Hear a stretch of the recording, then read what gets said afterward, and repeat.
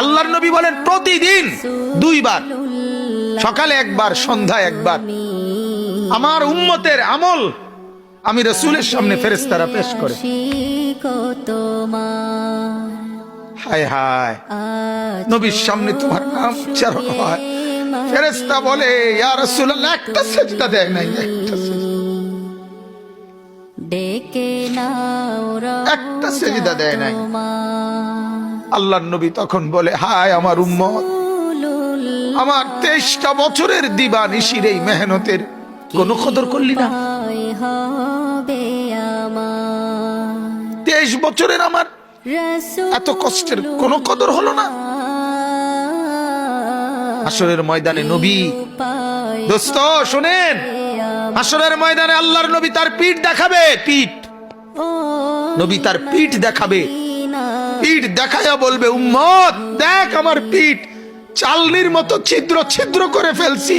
তায়েফের বাচ্চারা যখন আমার পাথর মারছে, ওই পাথরের আঘাত সইতে গিয়ে সেদিন দেখবেন, সেদিন বুঝবা যুবক,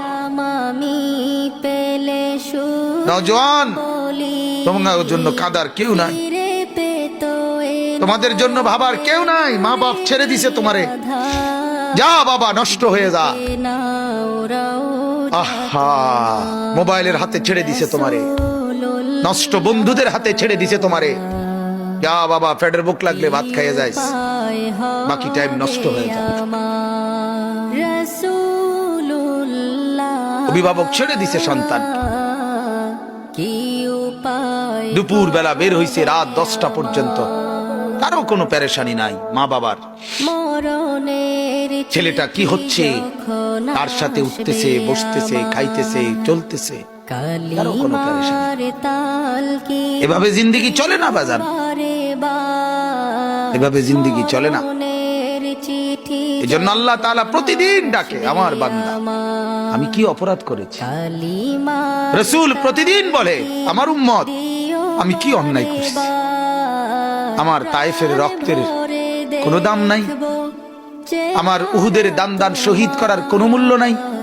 14 দিন আমি পেটে পাথর বেঁধেছি, আমার সেই পাথরের বাধা পেটের কোনো মূল্য নাই। আমি 3 মাস ঘরে চুলায় আগুন জ্বলে নাই, আমার সেই জীবনের কোনো মূল্য নাই। মুসলমানের